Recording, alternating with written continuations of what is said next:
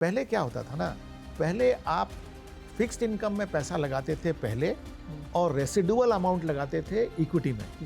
अभी जो नया जेनजी है वो पहले पैसा लगाता है इक्विटी में और जो रेसिडुअल पैसा है वो लगाता है फिक्स्ड इनकम में, अगर वो लगाता भी होगा तो डेरिवेटिव मेरे ख्याल से एक लत और नशा की तरह लोगों को लगा हुआ है। डिसिप्लिन के साथ पार्टिसिपेट नहीं करेंगे मार्केट में तो पैसा कमाना मुश्किल है। आइडियल एक्सपेक्टेशन क्या होनी चाहिए? वो जमाना गया कि आप buy and hold for eternity. Buy and hold करके सोना नहीं है? नहीं, मुझे लगता है कि जो फॉरेन पोर्टफोलियो के फ्लोज भारत में आए उसका ज़्यादा रिलेशनशिप रूपी डॉलर के एक्सचेंज रेट से रहा है, ना कि एआई की अपॉर्चुनिटी थी या नहीं थी। हम लोगों को बहुत जल्दी ये मिड कैप, स्मॉल कैप और लार्ज कैप के डेफिनेशन को एड्रेस करना चाहिए, अदरवाइज म्यूचुअल फंड इंडस्ट्री के अंदर भी एक बबल बनने की संभावना है। हम लोगों के कुछ निवेशक हैं, उन्होंने कहा कि हम म्यूचुअल फंड से पैसा निकालना चाहते हैं। क्यों? कि नहीं, वो अब अनाप शनाप आईपीओ में पैसा डाल रहे हैं, अब मेरा उन पर विश्वास उठ गया। क्या ये भी एक मजबूरी होती है कि अब गले में माला पहन लिया तो उसको जस्टिफाई भी करना है, तो रिपोर्ट भी लाओ? तो खैर ये तो हमारे बाजार की पुरानी परंपरा रही है। हाँ, नाम ही है उसका सेल साइड रिपोर्ट। हाँ, तो उसको अपनी बाय या सेल की रेटिंग को बेचना है, तो वो अपनी जस्टिफिकेशन तो पैदा करेगा ही ना। फंड मैनेजर्स का सबसे बड़ा चैलेंज क्या है? वो चाहे म्यूचुअल फंड मैनेजर हो, चाहे वो पीएमएस वाला हो, चाहिए सबसे बड़ा चैलेंज क्या है?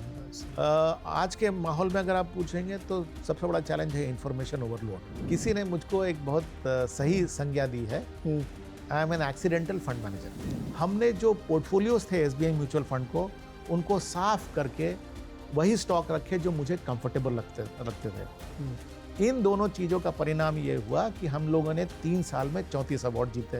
क्या? और यही फंड हाउस जो कि 17 साल में 6,500 करोड़ की हुई थी, वो 3 साल में 6,500 से 36,000 करोड़ की हो गई। कुछ लोग हैं जो आदतन पॉजिटिव दिखते हैं। हाँ। कोई भी सिचुएशन में उनको सिर्फ पॉजिटिव दिखता है। हाँ, और कुछ लोग हैं जिनको किसी भी सिचुएशन में ना वो ग्लास हमेशा उनको हाफ फुल ही दिखेगा। 150 करोड़ का फ्लैट आपको जस्टिफाइड लगता है? अगर आपके पास 3,000 करोड़ की संपत्ति है तो ठीक तो क्या है? तो क्या है, 150 करोड़ ही तो है।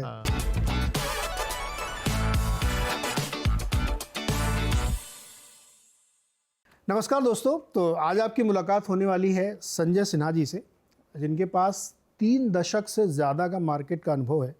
अभी आपने रैशेस में देखा कि कितनी दिलचस्प बातें हमने की हैं। इन सबको और डिटेल में समझेंगे, क्योंकि मार्केट एक ऐसी पहेली है ना, जितनी बार उसको सुनो हर बार एक नई चीज़ आपको समझ में आती है। और ख़ास तौर पे जो इंडियन मार्केट है, जो जिसको कभी लोग कहते हैं स्टॉक पिकर मार्केट है, कोई कहता है कि लॉन्ग टर्म का मार्केट है, कोई कहता है कि नहीं ये बहुत मैच्योर भी नहीं हुआ है, इसमें लिक्विडिटी के इश्यूज़ है। तो तमाम ऐसे प्रश्न आपके मन में आते होंगे, जिनको आज हम लोग समझने की कोशिश करेंगे। तो संजय सर, बहुत बहुत स्वागत है। और आपका इतना लंबा एक्सपीरियंस, मैं शायद तब 5वीं 6वीं में पढ़ता रहूँगा जब आपने मार्केट शुरू कर दिया था। 3 दशक से ज़्यादा आपको हो गए हैं। तो कैसा चल रहा है इस समय मार्केट में, क्या स्थिति चल रही है? तो सबसे पहले अपने प्रोग्राम में मुझे शामिल करने के लिए नीरज जी धन्यवाद। आज का बाज़ार जो है वो, अगर आप हमारे 35 साल की एक्सपीरियंस के बैकग्राउंड, त्वचा से पता नहीं चलता कि आप 35 साल से मार्केट में और बाल भी आपके मुझसे ज़्यादा काले हैं। तो हाँ, तो शायद मार्केट ने मुझे यंग बना के रखा है, क्योंकि हर समय कुछ ना कुछ नया होता रहता है। तो अगर आप हमारे 35 साल के एक्सपीरियंस को देखेंगे तो ये जो पिछले 5-6 साल का समय गुजरा है, ये पिछले 3 दशकों में इस तरह का एक्सपीरियंस भारतीय बाजार का नहीं रहा। हाँ, क्योंकि देखिए 2-3 चीज़ें हैं जो आज के बाजार को हिस्टोरिकल बाजार से अलग रखती हैं। सबसे बड़ी बात तो यह है कि इस तरह का डोमेस्टिक रिटेल पार्टिसिपेशन हमने भारतीय बाजार में पहले कभी नहीं देखा, नंबर 1। नंबर 2, अगर आप जो पार्टिसिपेंट्स हैं बाजार के, उनके प्रोफाइल को भी देखेंगे तो वो भी पहले से बहुत डिफरेंट है। पहले क्या होता था कि रिस्क टेकिंग एबिलिटी बाजार में लोगों की कम होती थी, और इसलिए जब भी कभी नुकसान होता था तो लोग बाजार से लंबे समय के लिए दूर हो जाते थे। आज के बाजार की स्थिति यह है कि रिस्क टेकिंग एबिलिटी पहले से कहीं ज़्यादा है, और लोगों ने रिस्क को अपने इन्वेस्टमेंट का एक हिस्सा बना लिया है। तो ये एक दूसरी विशेषता है। और जो सबसे बड़ी विशेषता है आज की बाज़ार की, वो है इसकी साइज़। इतनी बड़ी बाज़ार, इतने सारे स्टॉक्स, इस तरह का मार्केट कैपिटलाइजेशन, इस तरह के सेक्टोरल चॉइसेस, ये पहले के बाज़ार में नहीं थे। तो मैं समझता हूँ कि ये कुछ बातें हैं जो आज के बाज़ार को बाकी बाज़ारों से या हिस्ट्री के बाज़ार से अलग करती हैं। 5 साल बनाम 30 साल, तो आपने चूँकि SBI म्यूचुअल फंड के साथ काम किया, L&T म्यूचुअल फंड को आपने हेड किया, तो वो जो पीरियड था और आपने कहा अभी लास्ट 5 इयर्स में एकदम बदल गया, तो क्या वेल्थ को लेकर के लोगों का नज़रिया बदल गया एकदम? पहले ज़मीन खरीदो, सोना चांदी खरीदो, तरह तरह के एसेट क्लासेस थे जहाँ लोग ज़्यादा, अब शायद इक्विटी पे ज़्यादा, तो फ़र्क क्या, वो 30 साल बनाम 5 साल में क्या डिफरेंस आपने महसूस किया? तो देखिए, मेरे ख्याल से एक जो बड़ी चीज़ बदल गई बाज़ार में, और दोनों एक दूसरे से रिलेटेड हैं, वो ये हुआ कि फाइनेंशियलाइजेशन ऑफ द मार्केट्स पहले से ज़्यादा हो गया। पहले क्या था ना कि लोगों को हार्ड एसेट्स, जैसा कि आपने कहा गोल्ड हुआ, ज़मीन हुआ, इनमें पैसे रखने की इंटरेस्ट ज़्यादा होती थी। डीमोनेटाइजेशन जो है वो एक बहुत बड़ा झटका था काफ़ी लोगों को, जब लोगों ने महसूस किया कि अगर उनकी वैल्यू रियल एसेट्स में ब्लॉक्ड है तो कई बार उसको मोनेटाइज करना उनके लिए डिफ़िकल्ट था।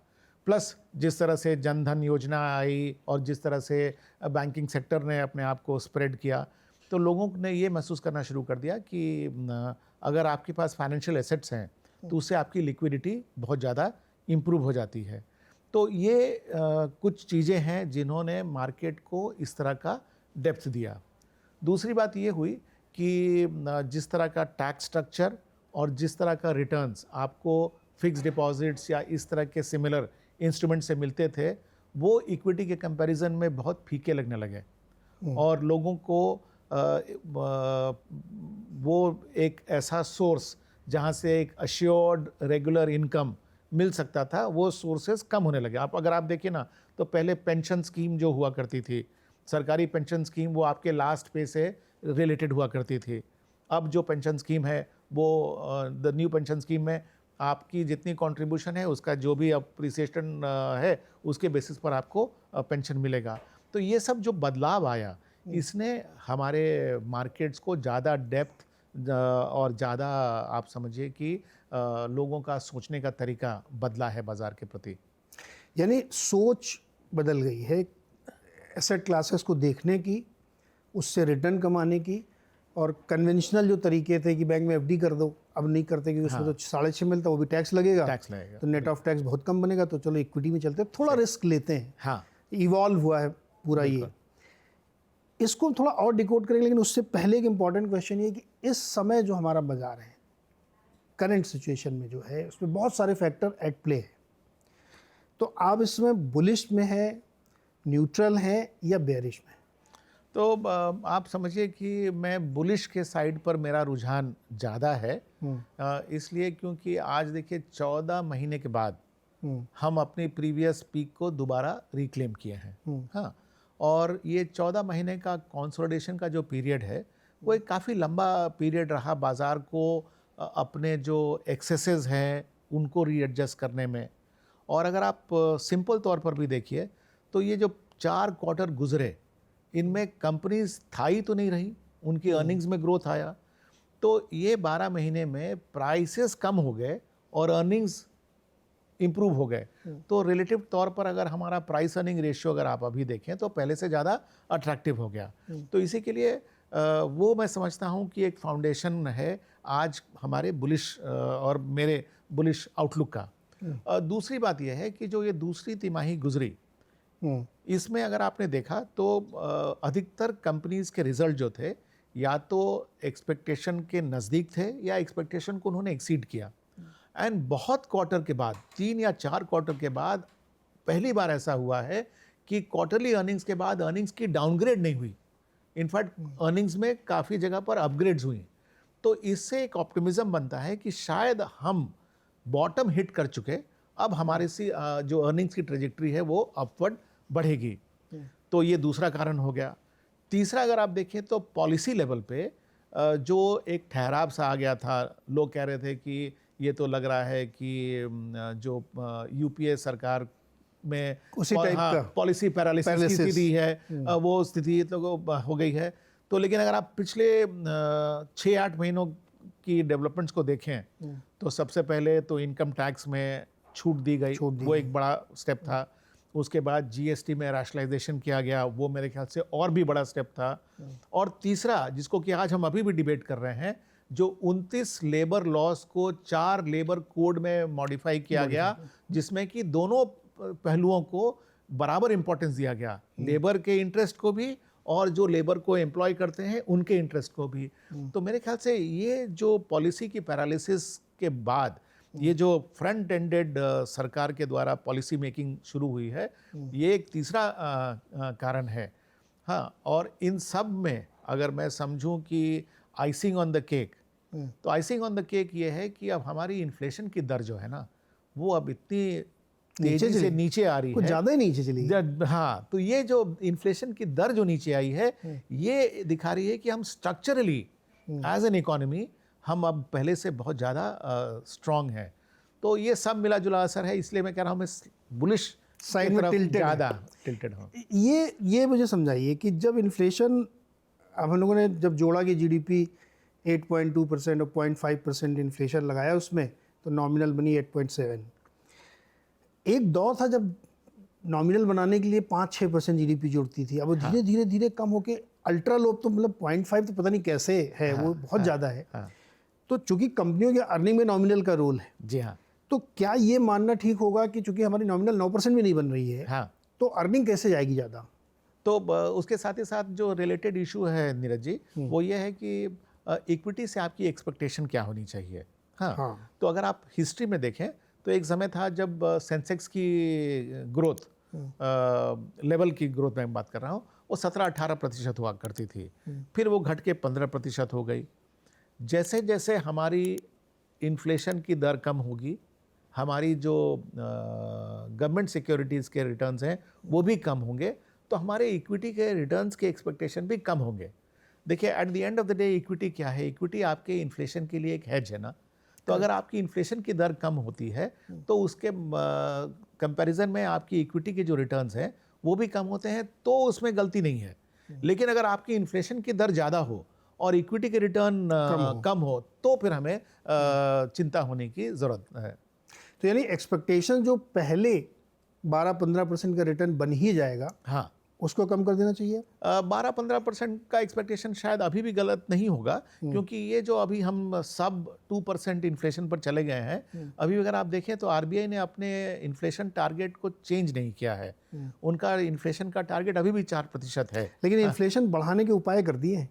हाँ, ये तो मानेंगे ना। हाँ, तो कि कैसे कंजम्पशन बढ़ाया जाए, उसके लिए बहुत सारे उपाय किए एग्जैक्टली। तो इसीलिए मैं कह रहा हूँ कि ये जो इन्फ्लेशन का सब 2% का जो फेज़ है, शायद ये बहुत समय तक ना रहे, क्योंकि लोगों को जीएसटी की जो बेनिफिट मिली है उससे कंजम्पशन बढ़ा है। अभी कुछ ही दिनों में अगला पे कमीशन का अवार्ड इम्प्लीमेंट होगा, तो उसके बाद पब्लिक सेक्टर एम्प्लॉयज़ को और पैसे मिलेंगे हाथ में, तो डिमांड बढ़ेगी।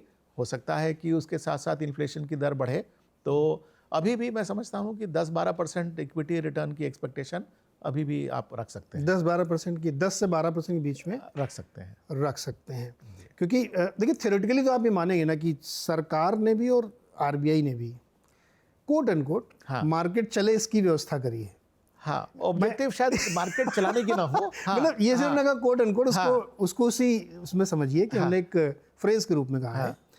जब आप 12,75,000 हमारा इनकम टैक्स फ्री कर देते इफेक्टिवली, आप जीएसटी कम कर देते, केवल 2 ही रेट रह गए, आरबीआई ने बैंकों के लिए इतनी रिलैक्सेशन कर दी है, वो 10 उपाय जो उन्होंने किए थे लास्ट पॉलिसी में कि आप खूब लोन बांटिए, क्रेडिट ग्रोथ बढ़ाइए, ये उपाय साफ ये दिखाते हैं कि सरकार चाहती है कंजम्पशन ड्राइव हो। कंजम्पशन ड्राइव हो, मार्केट चलेगा, सिंपल है। तो इसलिए मैंने उसको सीधे उधर जोड़ दिया। तो सरकार भी चाहती है कि यार ये जो 0.5% है ये कुछ ज़्यादा नीचे है, ये ठीक नहीं है। और मेरा ये मानना है, ये आप मुझे बताइए कि आप, मैं गलत सोच रहा हूँ कि भारत जैसी इकोनॉमी में, जो राइजिंग इकोनॉमी है, उसमें तो मुझे लगता है 4% की टारगेटिंग क्यों, इतना कंजर्वेटिव हम लोग के क्यों चल रहे हैं? तो उसमें अगर आप देखें कि कोई भी डेवलप्ड देश अगर है तो उसकी एक विशेषता हमेशा रहती है कि उन देशों में इन्फ्लेशन के दर कम होते हैं। हाँ, डेवलपिंग इकोनॉमीज में इन्फ्लेशन की दर ज़्यादा हो सकती है क्योंकि डिमांड एंड सप्लाई के फैक्टर्स सिंक्रोनाइज नहीं होते। तो 4% भी अगर आप देखें नीरज जी, तो ये बहुत बुरा टारगेट नहीं है, क्योंकि जो डेवलप्ड नेशंस, अगर आप कंपैरिजन के तौर पर यूएस की इकोनॉमी को ले लें तो वहाँ इन्फ्लेशन की दर तो 2% है। तो हम आज भी उससे दुगना इन्फ्लेशन का टारगेट लेकर चल रहे हैं। और एज एन इकोनॉमी हम डेवलप्ड इकोनॉमी कब हो जाएंगे? हम तब हो जाएंगे जब हमारे इंफ्रास्ट्रक्चर और हमारे प्रोसेसेस ऐसे होंगे जहाँ पर फ्रिक्शन की संभावना कम होगी, सब कुछ सुचारू रूप से स्मूथली चलेगा।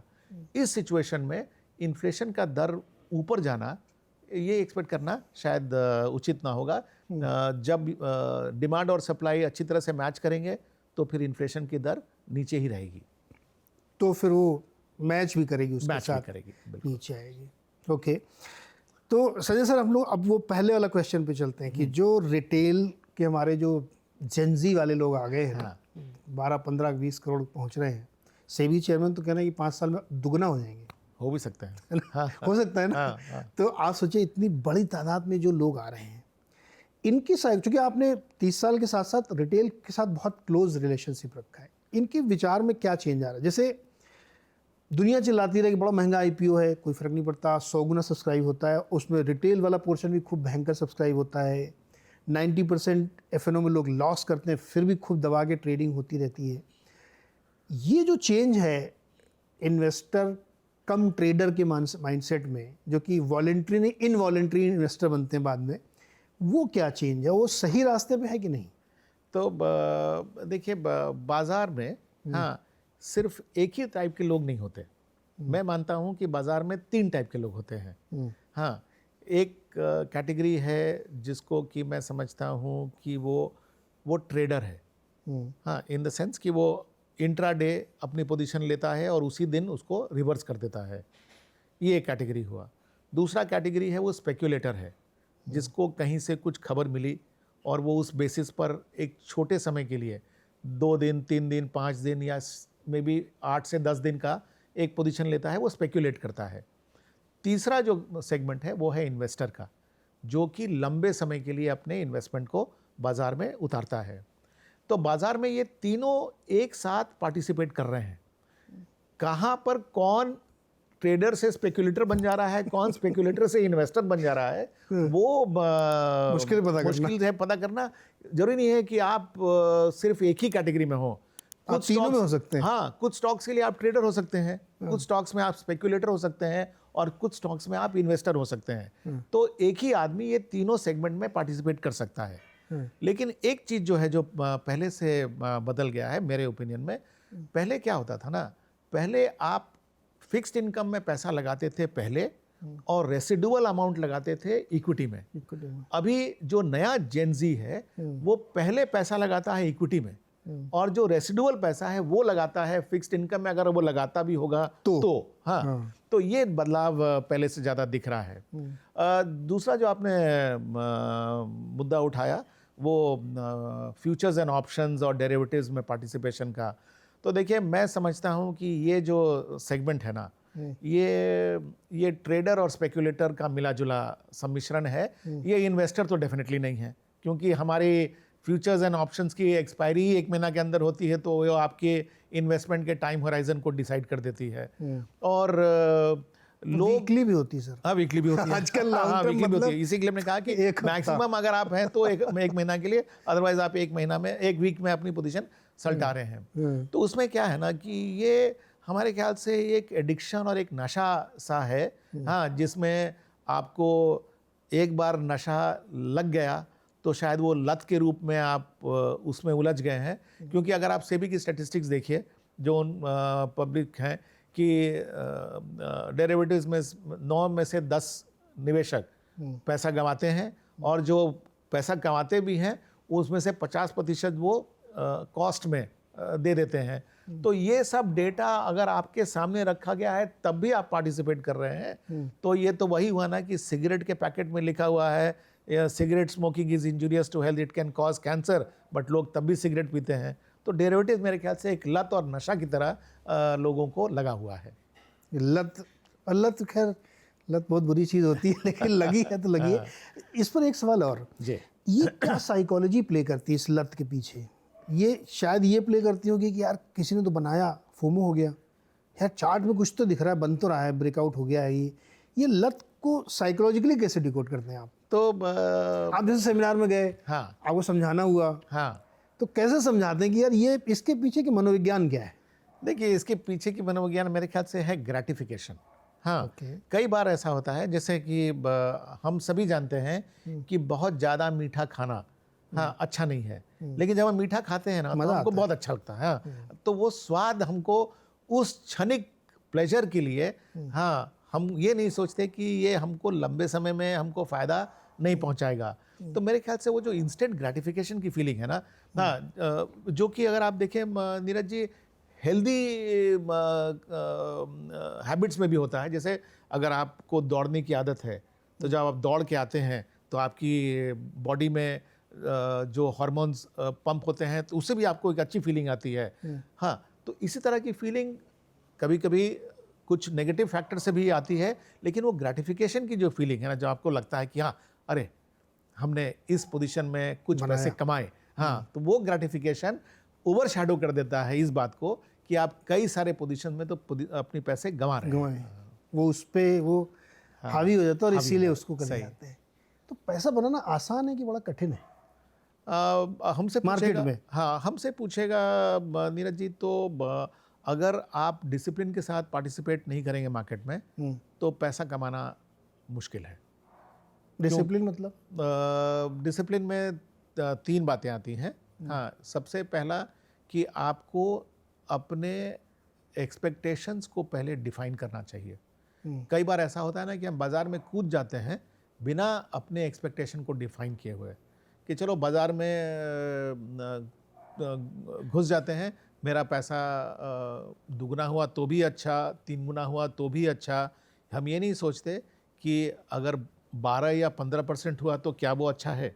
हाँ, तो हम अपनी एक्सपेक्टेशन को क्लियरली डिफाइन नहीं करते, हम उसको एक खुला एक पतंग की तरह छोड़ देते हैं। तो वो डिसिप्लिन का पहला मेजर है कि आपको अपने एक्सपेक्टेशन को डिफाइन करना चाहिए।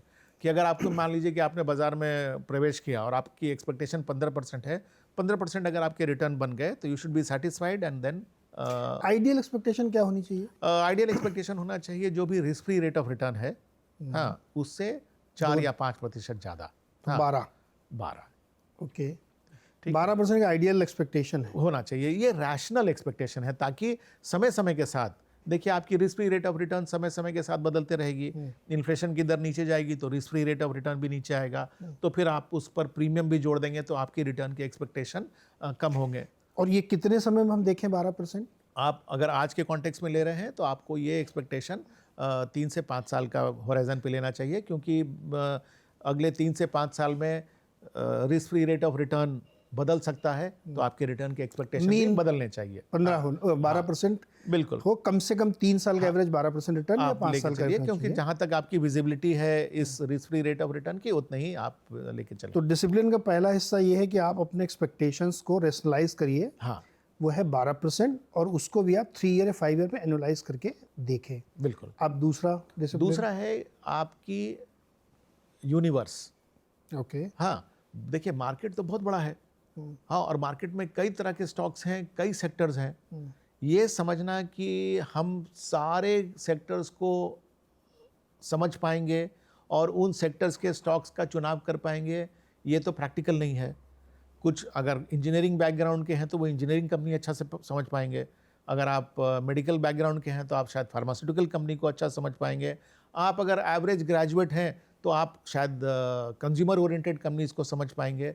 तो आप अपने स्फीयर ऑफ जो नॉलेज है उसको डिफाइन कर दें कि हम इन सेक्टर्स को या इन कंपनीज को समझ सकते हैं, और फिर हम उसी में पार्टिसिपेट करें डायरेक्टली। क्योंकि देखिए इक्विटी मार्केट में आपको पार्टिसिपेट करने का तो एक इनडायरेक्ट हिस्सा भी है। आप किसी प्रोफेशनल मैनेजर को भी पैसा दे सकते हैं जो कि अपने रिसर्च टीम के सहायता से ज़्यादा सेक्टर्स में पार्टिसिपेट कर सकता है। लेकिन मेरी अगर नॉलेज लिमिटेड है तो मुझे उन्हीं सेक्टर्स और उन्हीं स्टॉक्स में पार्टिसिपेट करना ये चाहिए उनके लिए जो डायरेक्ट लगाते हैं जो डायरेक्ट पैसा लगाते और हैं। दूसरा वो पीएमएस AIF या म्यूचुअल फंड म्यूचुअल फंड जैसा है, ठीक है। तो इसलिए आप अपना यूनिवर्स जो है वो सेकंड एस्पेक्ट है डिसिप्लिन का कि आपको वो डिफाइन कर देना चाहिए, ठीक है। तीसरा जो डिसिप्लिन का एस्पेक्ट है वो ये है कि देखिए वो ज़माना गया कि आप buy and hold for eternity. Buy and hold करके सोना नहीं है। नहीं, मैं समझता हूँ कि देखिए ये तब वैलिड था जब बिजनेस साइकिल्स बहुत लंबे हुआ करते थे। 15-20 साल की एक एक बिजनेस साइकिल होती थी। आजकल बिजनेस साइकिल छोटे हो गए हैं। इसी के लिए ये अनिवार्य है कि आप जब भी कोई अपनी पोजीशन बनाएं तो उसको पीरियोडिकली रिव्यू करें। कई बार लोग बाय एंड होल्ड करके अपने पोजीशंस को भूल जाते हैं। अगर आप पीरियोडिकली अपने पोजीशन को रिव्यू करेंगे और देखेंगे कि overall on the portfolio basis क्या आप उतना ही रिटर्न बना रहे हैं जितना कि ब्रॉड मार्केट ने बनाया, तो फिर तो आप इन लाइन है। अगर आप उससे कम बना रहे हैं तो फिर आपको इंट्रोस्पेक्ट करने की ज़रूरत है, आपको कोर्स करेक्शन करने की ज़रूरत है, जो बहुत लोग नहीं करते। ओके, तो जो म्यूचुअल फंड वाले हैं और जो AIF PMS वाले उनके हम बाद में करें, पहले में डायरेक्ट वाले भी देखें। आपने एक शब्द भी यूज़ किया, सिक्लिकल है सारी चीज़ें। वो बिजनेस साइकिल छोटे हो गए समय क्योंकि इतना टेक्नोलॉजी का डिसरप्शन है। AI आ गया, पता नहीं कहाँ किस में AI हो जाए। अगर हम पूरे मार्केट को देखें ग्लोबली तो ये भी एक सिक्लिकली घूम रहा है। क्या ये एक थीसिस जो मार्केट में इस समय चल रही है कि US मार्केट में ओवर वैल्यूएशन है, AI टेक्नोलॉजी वाले स्टॉक्स की वजह से वो बहुत ज़्यादा वैल्यूड है, बाकी मतलब S&P 500 के कुछ स्टॉक्स मिलके पूरा मार्केट कैप कैप्चर करे पड़े हुए हैं। ज़्यादातर मतलब 40 स्टॉक उसमें ऐसे हैं जिनके पास 60% मार्केट कैप है। बाकी 460 स्टॉक पे 40% मार्केट कैप है, उसमें भी मैक्स 7 सबसे ज़्यादा है। तो क्या US में एक AI बबल है और वो फूट सकता है जिससे पूरी दुनिया के बाज़ारों में असर पड़ेगा? जैसे कुछ लोग कहते हैं कि नहीं बबल फूटेगा। जैसे एक बहुत फेमस, आपने ज़रूर पिछले 2-4 दिनों में उनको सुना भी होगा कि जब AI ट्रेड वहाँ फिजल आउट होगा तो इंडिया में पैसा आएगा। अब ये थ्योरी पता नहीं कैसे कनेक्ट हो रही है, आप मुझे बताइएगा। बहुत बहुत फेमस आदमी है, नाम नहीं ले रहा हूँ, लोग खुद ही समझ जाएंगे। क्या ये थ्योरी हो रही है कि एक वर्ल्ड सिक्लिकल मार्केट है जहाँ पे US में एक बबल ट्रेड है और उसके पीछे एक बड़ा कारण ये है कि बॉन्ड मार्केट आपका डिस्पाइट रेट कट नीचे नहीं आ रहा है, उसकी यील्ड 4 के ऊपर ही बनी हुई है US में, अपने आप 6.5 है। तो ये भी एक साइकिल के पीक की तरफ है क्या? तो जो आपके सवाल में एक्चुअली 2 सवाल हैं नीरज जी। पहला तो ये कि जो सिक्लिकलिटी ग्लोबल मार्केट्स की है वो एसेट क्लास के इन्फ्लेशन से संबंधित है, इन द सेंस कि US में जिस तरह के नोट छापे गए हैं और उनको बाज़ार में उतार दिया गया है, तो सामने जो एसेट क्लासेस हैं वो तो लिमिटेड थे, बट उन एसेट क्लास को चेज करने के लिए आपके पास अब नोट ज़्यादा हो गए। तो क्लासिकल डिमांड सप्लाई का इक्वेशन, सप्लाई लिमिटेड, डिमांड बढ़ गया, तो एसेट क्लासेस में इन्फ्लेशन पैदा हो गया। नाउ ये इन्फ्लेशन जो पैदा हुआ है in the case of the US market has become bipolar. हाँ, ज़्यादातर जो ये इन्फ्लेशन जो है वो AI और AI से संबंधित जो सेक्टर्स हैं उनमें ही ज़्यादा गया है। इसी के लिए अगर आपने, जैसा आप एग्जांपल में बता रहे हैं, S&P 500 में अगर आप देखें तो सिर्फ वो समूह जो AI से संबंधित है वो रैली कर रहा है, ब्रॉडर जो मार्केट है उसमें रैली नहीं है। जो दूसरी असमंजस की स्थिति पैदा हुई है अभी कि क्या ये AI का बबल बस्ट हो सकता है, वो इस बात से संबंधित है क्योंकि इतना ज़्यादा इनको चेज़ कर रहा है पैसा कि कई केसेस में इनकी वैल्यूएशन जो है वो अब लग रहा है कि उनके अगले 4, 5, 6 साल की ग्रोथ को डिस्काउंट कर रहा है। इस तरह की जब इरैशनल एक्सपेक्टेशन बाज़ार में आ जाती है तो एक बबल के बर्स्ट होने की संभावना बढ़ती है। हाँ, तो इसी के लिए आप देखिए कुछ पिछले 2-3 हफ्तों में नास्डैक में करेक्शन हुआ, खास करके AI रिलेटेड स्टॉक्स में करेक्शन हुआ, लेकिन ये सब रिवर्स हो गया जब एनवीडिया ने अपने रिजल्ट अनाउंस किए। तो देखिए ये बबल फेज में इस तरह के भी इंस्टेंसेस देखे गए हैं कि जरूरी नहीं है कि आपके एक्सपेक्टेशंस के अनुसार सारे के सारे कंपनीज उसी तरह से रिजल्ट आपको देना शुरू कर देंगे। हाँ, जो दूसरी बात आपने कही कि ये थ्योरी कि वहाँ का एआई का बबल बस्ट होगा तो इंडिया के पास पैसा आएगा, ये एक्चुअली इनवर्स थ्योरी है।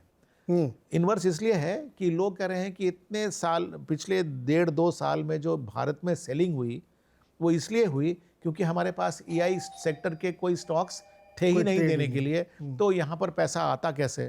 तो पैसा गया यूएस मार्केट में, पैसा गया ऐसे एशियन मार्केट्स में जहाँ पर कि एआई के स्टॉक्स अवेलेबल थे। तो जब वहाँ पर वो बबल बस्ट होगा तो फिर पैसा वहाँ से उठेगा, तो कहाँ जाएगा? तो it will go to anti AI sectors. So ये थ्योरी का बैकग्राउंड है। अब इसमें कितनी सच्चाई है, कितना ये होगा, ये तो समय बताएगा। मुझे लगता है कि जो फॉरेन पोर्टफोलियो के फ्लोज भारत में आए उसका ज़्यादा रिलेशनशिप रूपी डॉलर के एक्सचेंज रेट से रहा है, ना कि एआई की अपॉर्चुनिटी थी या नहीं थी। हाँ, पिछले 1 साल में रुपी अगर आप देखें तो करीब 6% डिप्रिशिएट किया है।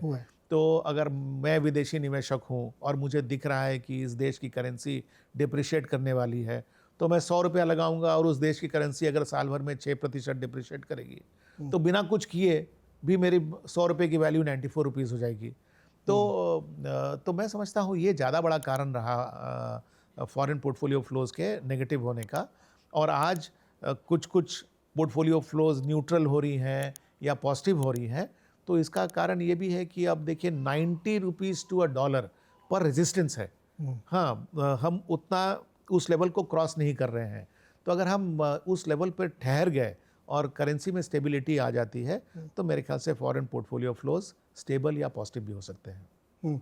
अच्छा, जो लोग ये थ्योरी दे रहे हैं वो आपने एकदम सही एक्सप्लेन किया कि उधर बस्ट होगा तो पैसा इधर आएगा। हाँ, जब उधर बस्ट होगा तो पूरी दुनिया के मार्केट में असर पड़ेगा। हाँ, ये भी गिरेंगे। हाँ, बिल्कुल, sentimental impact initial will be negative because AI is real, हाँ, वैल्यूएशंस आर फ्रॉडी। करेक्ट, ये थ्योरी है। बिल्कुल बिल्कुल। तो ये तो हो गई डायरेक्ट वाली थ्योरी जो। हाँ, अब आते हैं म्यूचुअल फंड वाली। ये वाला एक सेक्टर अपना जिसके आप एकदम मास्टर हैं।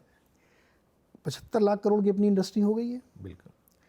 और दिन दूनी रात चौगुनी बढ़ रही है आजकल। मतलब 25-30 हज़ार 40 हज़ार करोड़ सब महीने में आ रहे हैं। और ये बढ़ ही रहे हैं। हाँ, और बढ़ने की संभावना है। क्या यहाँ पे भी valuation wise of fraud create हो रहा है? क्योंकि राइडर मेरा ये है कि म्यूचुअल फंड के पास कोई ऑप्शन ही नहीं है। इंडिया में लगाओ नहीं, कहाँ लगाओगे? वो बाहर वाला कैप है 6-7 बिलियन डॉलर का, अब लगा नहीं सकते। तो आप बाहर जा नहीं सकते, तो घूम फिर के आप खुद ही वो महंगा कर रहे हो यार। ऐसा है क्या? तो उसमें एक सब प्लॉट है जो काम कर रहा है, वो ये उसने एक तरह से ऑपरेशनल रिजिडिटी पैदा कर दी है म्यूचुअल फंड के डिप्लॉयमेंट में। ये जो डेफिनेशन कि जो टॉप 100 स्टॉक्स हैं वो लार्ज कैप्स हैं, उसके बाद नेक्स्ट 150 स्टॉक हैं वो मिड कैप हैं, और उसके बाद के जो स्टॉक्स हैं वो स्मॉल कैप हैं। ये रिजिड डेफिनेशन जो है, हाँ, ये आपके अपॉर्चुनिटी को नैरो कर रहा है। क्योंकि देखिए, अगर आप पिछले 4-5 सालों में देखेंगे ना, तो एक समय था जबकि मिड कैप का फ्लोर करीब 16,000 करोड़ का होता था, फिर वो बढ़ के 30,000 करोड़ का हो गया। हाँ, और अब लार्ज कैप का अगर आप फ्लोर देखेंगे तो वो 1 लाख करोड़ का है। यानी कि आपकी मार्केट कैप अगर 1 लाख करोड़ से ऊपर है तो आप लार्ज कैप हैं। बट ऐसे तो बहुत सारे स्टॉक्स होंगे जो कि आज 50-60 हज़ार करोड़ के लेवल पे ट्रेड कर रहे होंगे। आप 3 साल पहले 50,000 करोड़ को आप लार्ज कैप मानते थे, तो अगर मिड कैप कंपनी की मार्केट कैप अगर आज 50,000 करोड़ हो गई है तो उनको आप लार्ज कैप क्यों नहीं मान रहे? तो ये जो नैरो डेफिनेशन कि सिर्फ 100 ही स्टॉक लार्ज कैप होंगे, आई थिंक वो थोड़ा सा नैरो हो गया है।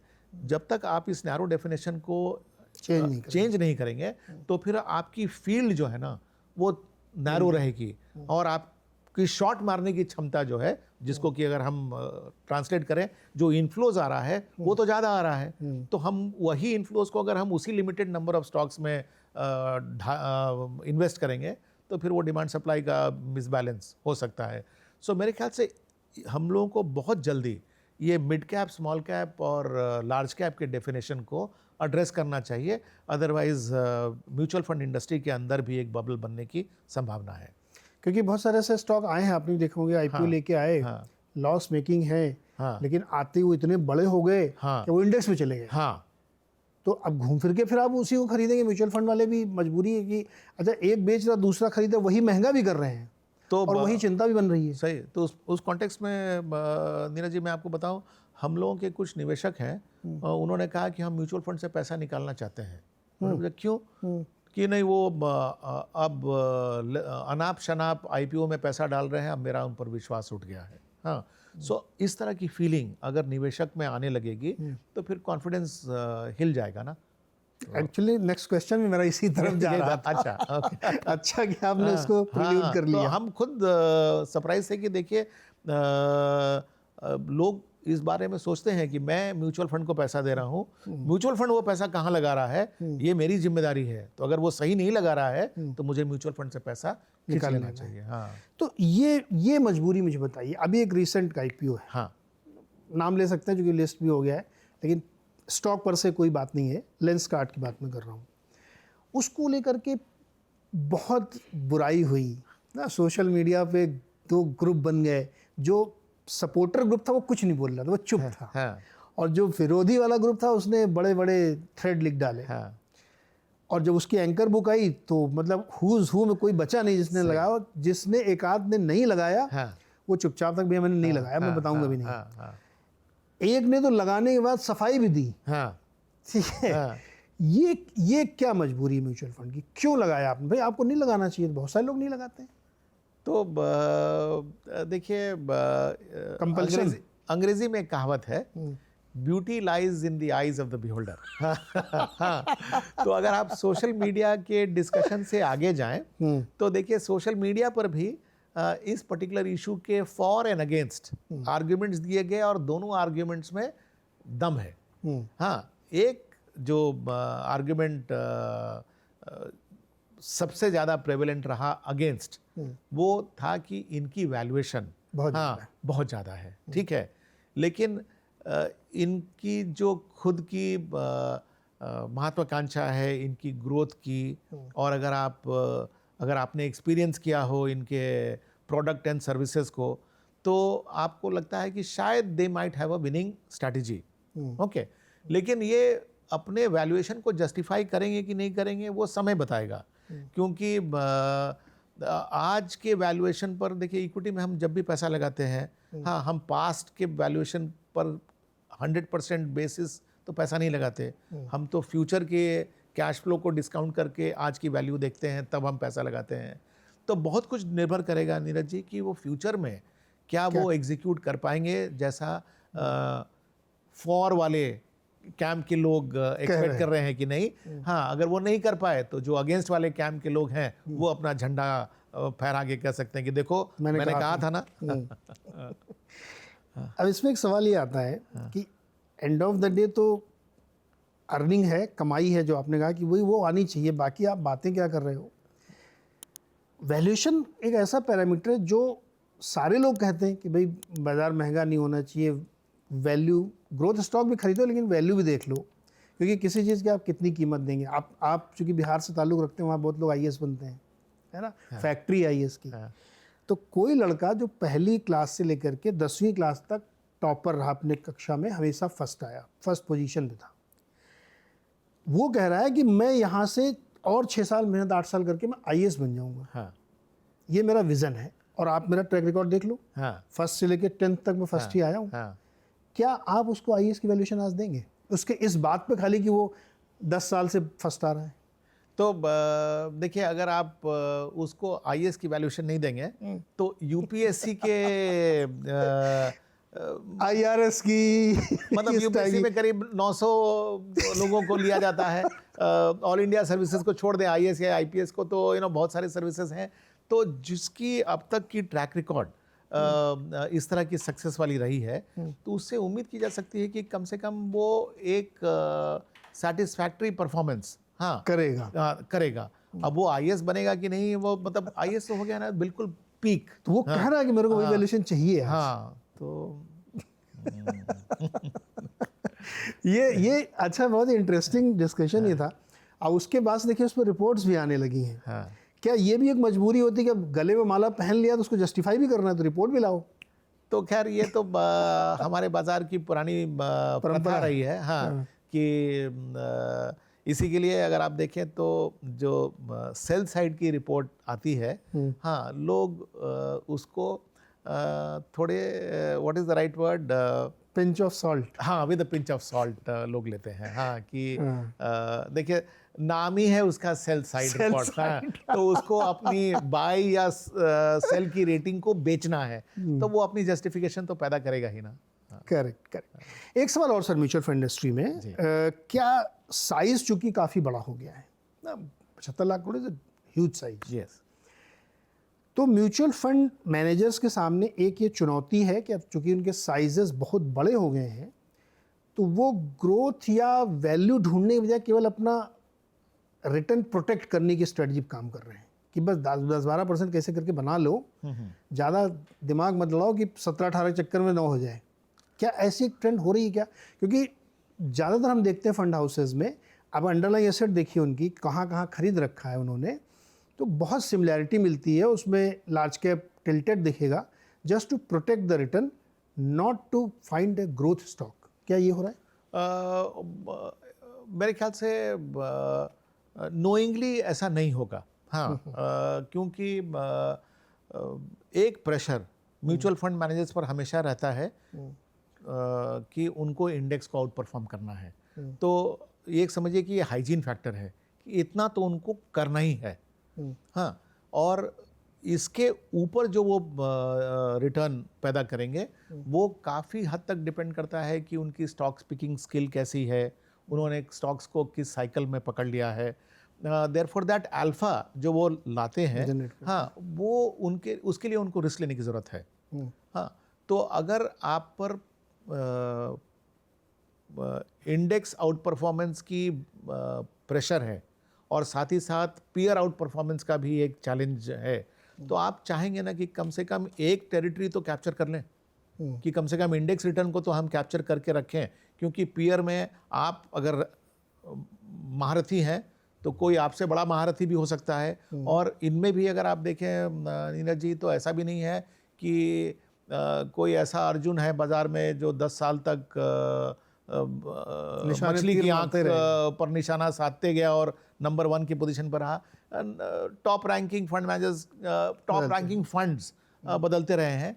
तो इसी के लिए अपनी basic objective which is to outperform their benchmark, हाँ, वो हमेशा रहेगा। हाँ, एंड ऑफ कोर्स मैं खुद रहा हूँ म्यूचुअल फंड मैनेजर, मैं आपको कह सकता हूँ कि there is a certain amount of pride in outperforming your peer, but you know it will be equally shameful that you are at the bottom of the list. So ये एक balance है जो कि आपको अभी अब देखो आधे से ज़्यादा लोग नहीं परफॉर्म कर पा रहे हैं, इंडेक्स बीट नहीं कर पा रहे हैं। हाँ, तो ये इसलिए क्योंकि आपकी जो टेरिटरी है, हाँ, वो इतनी टाइटली डिफाइंड है। आपकी मिड कैप की टेरिटरी 150 स्टॉक की है in terms of market cap, index की जो टेरिटरी है वो दूसरी होगी, तो आप कैसे फिर आउट परफॉर्म करेंगे? तो ये चैलेंज है, ये एक चैलेंज है। एक सवाल और, इतनी सारी जो स्कीम्स हैं सर जी, लार्ज कैप मिड कैप, मतलब कितने 1700-1800 2000 3000 तरीके उससे ज़्यादा, हाँ, उससे ज़्यादा है ना। क्या इतनी की ज़रूरत है क्या? देखिए, या इसलिए कि चूंकि फंड फ्लो आ ही रहा है तो नई स्कीम बना के डालो, उसका कॉपस एक लिमिटेड होगा तो उसको परफॉर्मेंस बेटर दिखेगा। अगर उसी 2 लाख करोड़ में ये भी 5000 करोड़ जुड़ गए तो रिटर्न में दिखेगा वो। तो इसको दो पहलू से देखिए। हाँ, एक तरफ रख दीजिए नंबर ऑफ कैटेगरीज, दूसरी तरफ रख दीजिए नंबर ऑफ फंड हाउसेस। तो अगर कैटेगरीज नहीं बढ़ते हैं, नंबर ऑफ फंड हाउसेस बढ़ जाते हैं, तो ऑटोमेटिकली आपके टोटल नंबर ऑफ फंड्स बढ़ जाएंगे। पिछले 6 महीने में अगर आप देखें तो सेबी ने left right and centre mutual fund के लाइसेंसेस दिए हैं। और ये जो ट्रेंड है ये रुक भी नहीं रहा है, अभी और भी देंगे लाइन में। तो ये अगर नंबर ऑफ कैटेगरीज अगर फिक्स रहे और ये नंबर ऑफ फंड्स बढ़ गए तो भी आपके नंबर ऑफ फंड्स तो बढ़ेंगे। हाँ, तो ये हो गया। दूसरा जो इसका पहलू है कि क्या कैटेगरीज बढ़ने चाहिए, मेरे ख्याल से कैटेगरीज में बढ़ने की संभावना अभी भी है। हाँ, और भी है। और भी है, क्योंकि आप अभी हाल ही में सेबी की गाइडलाइंस आए जब उन्होंने रीट्स को रिकग्नाइज कर दिया है as an equity investment, commodities को भी कुछ समय में शामिल कर लेंगे। तो इस तरह की कैटेगरीज जैसे जैसे बढ़ते जाएगी वैसे वैसे आपको प्रोडक्ट के वैराइटीज़ बढ़ते जाएंगे। जो चैलेंज है आज निवेशक के सामने वो ये था कि जब कैटेगरीज कम थे तब भी चुनाव मुश्किल था, और अब तो कैटेगरीज इतने ज़्यादा हैं कि वो चुनाव कैसे करे। तो ये एक तरह से आप समझिए कि एडवाइज़र्स के लिए एक ग्राउंड पैदा कर रहा है कि आप इतने सारे प्रोडक्ट्स में से अप्रोप्रिएट जो प्रोडक्ट्स हैं क्लाइंट्स के लिए वो खोज के निकालें। और अभी तक क्या है ना कि सारी जो खोज है वो इस तरफ डायरेक्टेड है कि which is the best performing. I think जो ज़रूरत है वो यहाँ से मूव करने की ज़रूरत है। हमको देखना है which is the most appropriate. अगर हमने साल भर में सबसे अच्छा रिटर्न दिया लेकिन 3 साल के लिए हम आपके लिए अप्रोप्रिएट नहीं है तो उसका चुनाव हमारे पोर्टफोलियो में नहीं करना चाहिए, क्योंकि जो शॉर्ट टर्म में अच्छा है जरूरी नहीं है कि मीडियम टू लॉन्ग टर्म में अच्छा होगा। तो ये भी एक एरिया है जो ज़्यादा सोफिस्टिकेटेड हो जाएगा।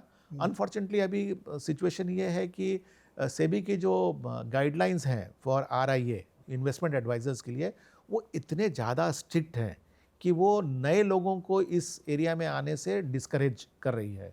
तो एक लेकिन एडवाइजर्स की क्या ज़रूरत है, मेरे ख्याल से बिल्कुल है। हाँ, आप देखिए जिस तरह से पैसिव फंड्स का ग्रोथ हुआ है पिछले कुछ सालों में, पैसिव फंड्स में डिस्ट्रीब्यूटर को क्यों इंटरेस्ट होगा, वहाँ तो उनकी कमीशन इतनी कम है, बट वहाँ पर किसको इंटरेस्ट होगा, एडवाइज़र को, क्योंकि वो उसकी एक अच्छी सी पैकेज बनाकर क्लाइंट के पोर्टफोलियो में के रूप में ढाल सकता है। तो इस पर भी हमारे ख्याल से कुछ ध्यान देने की ज़रूरत है कि हम अच्छे लोगों को किस तरह से यहाँ लाएं ताकि वो रेगुलेशन में रहते हुए एक सुचारू रूप से काम कर पाए। आज प्रॉब्लम क्या है कि रेगुलेशन इतने स्ट्रिक्ट है ना कि उसके अंदर काम करना बहुत मुश्किल है। हाँ। फंड मैनेजर्स का सबसे बड़ा चैलेंज क्या है? वो चाहे म्यूचुअल फंड मैनेजर हो, चाहे वो PMS वाला हो, चाहिए सबसे बड़ा चैलेंज क्या है उनका इस समय? आज के माहौल में अगर आप पूछेंगे तो सबसे बड़ा चैलेंज है इंफॉर्मेशन ओवरलोड। हाँ, मतलब इतना देखिए इतना ज़्यादा वैरायटी आज अवेलेबल है स्टॉक्स में, और उन स्टॉक से संबंधित इंफॉर्मेशन इतना ज़्यादा अवेलेबल है कि आप उसको किस तरह से कंडेंस करके एक्शनेबल इंटेलिजेंस में कन्वर्ट करें, वो एक चैलेंज है। AI ने म्यूचुअल फंड मैनेजर्स की, रिसर्चर्स की लाइफ को आसान किया है, मुश्किल कर सकता है? पूरी तरह से उसने किया है कि नहीं, ये एक प्रोसेस है। हमारे ख्याल से ये अभी पूरी तरह से ये प्रोसेस आसान कर सकता है। हाँ बिल्कुल कर सकता है, क्योंकि इन्फॉर्मेशन ओवरलोड वहाँ पे भी बहुत ज़्यादा है। हाँ, और AI की सबसे बड़ी जो कंट्रीब्यूशन है वो है कि इस इंफॉर्मेशन को एक्शनेबल कन्वर्ट कर देता है। कैसे कन्वर्ट। जैसे मैं आपको एक उदाहरण देता हूँ नीरज जी, हमने जब अपने करियर की शुरुआत की थी उस समय अगर आपको किसी कंपनी के बारे में जानकारी प्राप्त करनी थी, हमसे एज एन एवरेज इन्वेस्टर, तो आपको कम से कम 100 शेयर खरीदने पड़ते थे उस कंपनी के, तभी आपको एनुअल रिपोर्ट मिलता था। अदरवाइज आपको एनुअल रिपोर्ट मिलने की संभावना नहीं थी। आज हम उस स्थिति से इस स्थिति पे आ गए कि अगर आप एक शेयर भी खरीदेंगे तो उसकी एनुअल रिपोर्ट आपको मिलेगी। और वो तो छोड़ दीजिए, अगर आप शेयर नहीं भी खरीदेंगे तो एनुअल रिपोर्ट पब्लिक डोमेन में अवेलेबल है। तो इन्फॉर्मेशन आप देखिए कहाँ लिमिटेड था, अभी अनलिमिटेड हो गया। लेकिन उसके अंदर में जो इन्फॉर्मेशन है उसको पढ़ना, समझना और उसको एग्जीक्यूट किया जा सकता है कि नहीं किया जा सकता है, ये पूरे प्रोसेस में AI एक बहुत बड़ा रोल प्ले कर सकता है, जो हमारे ख्याल से कुछ हद तक शुरू भी हुआ होगा, क्योंकि इंफॉर्मेशन ओवरलोड की जो समस्या है वो तो सब उससे जूझ रहे हैं। हाँ। आपने बहुत अच्छा याद दिलाया मुझे। हाँ। कई बार मैं करता हूँ समझने के लिए, BSE की वेबसाइट में जाइए, NSE में जाइए, तो इन्वेस्टर की जो कॉल होती है, एनालिस्ट कॉल, वो टेक्स्ट पढ़ा रहता है उसका, और उसकी कॉल भी पढ़ी थी, आप सुन भी सकते हो, टेक्स्ट भी पढ़ सकते हो। तो एक दिन मैंने क्या किया, पूरे टेक्स्ट को उठाया, हमने कॉपी किया और मैं डाल दिया AI में कि इसकी समरी बनाओ। क्या बेहतरीन समरी बनाई। हाँ बिल्कुल, देखिए ये भी एक एग्जांपल है कि अब मेरे को लगा यार कि बना तो लिया, उसको रीचेक करना पड़ा। फिर उतनी मेहनत मैंने की, चूंकि मेरे पर्सनल के लिए मैंने की थी, तो मैंने उसको पूरा पढ़ा, फिर मैंने उसको मैच किया, कमाल की चीज़ बनाई उसने। कि आपको 10 पेज की पढ़ने की जरूरत नहीं, एनालिस्ट कॉल, सही, आप उसमें डालो, समझी दे देगा आपको। सही। तो AI जिंदगी बना भी रहा है, और यही नुकसान भी कर रहा है, क्योंकि जो इन्फॉर्मेशन आपके पास वो किसी और के पास भी है। हाँ, लेकिन वो उसको कैसे यूज कर रहा है, ये देखिए फ्यूचर इस बात पर डिपेंडेंट होगा कि आपके पास भी इंफॉर्मेशन है और मेरे पास भी इंफॉर्मेशन है, आपने उसको किस तरह से इंटरप्रेट किया और कैसे एग्जीक्यूट किया, वो आप में और मुझ में डिफरेंशिएट करेगा। और मैं तो मानता हूँ कि फंड मैनेजर को फ्यूचर में भी रेप्लिकेट करना मुश्किल है, क्योंकि वो जो अल्फा क्रिएट करेगा वो आपके और मेरे समझ की जो डिफरेंस है वो अल्फा में ट्रांसलेट होगी। इसलिए ज्ञान जरूरी है। इसलिए क्या, मेरा एक नारा है सर, रोटी कपड़ा और मकान, हाँ उससे ज़्यादा जरूरी है ज्ञान। ज्ञान ही अल्फा क्रिएट करेगा। बिल्कुल। अच्छा, इससे एक सवाल और, उसके आगे बढ़ते हैं। हाँ। मुझे ये बताइए कि SIF जो एक नया प्रोडक्ट लॉन्च हुआ है, ये क्या रिटेल के लिए ठीक है? 10 लाख रुपए दो आप और उसमें करो।